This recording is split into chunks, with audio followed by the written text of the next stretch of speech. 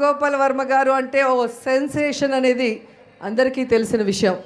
ఎప్పుడైతే ఈ వ్యూహం సినిమా టైటిల్ని అనౌన్స్ చేశారో సైకిల్ పార్టీకి షేక్ అయిపోయింది.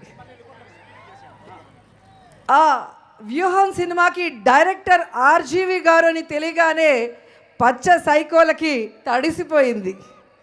ఎప్పుడైతే ఈ వ్యూహం టీజర్ వచ్చిందో చంద్రబాబు నాయుడికి చెమటలు పట్టేశాయి.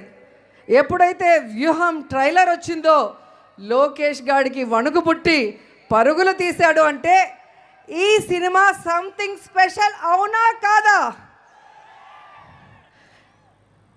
చంద్రబాబు నాయుడి కుట్రలు కుతంత్రాలకి జగనన్న ఆలోచనలకి మధ్య జరిగిన సంఘర్షణే ఈ వ్యూహం సినిమాని ట్రైలర్ చూస్తే అర్థమవుతుంది. కానీ రామ్ గోపాల్ వర్మ గారు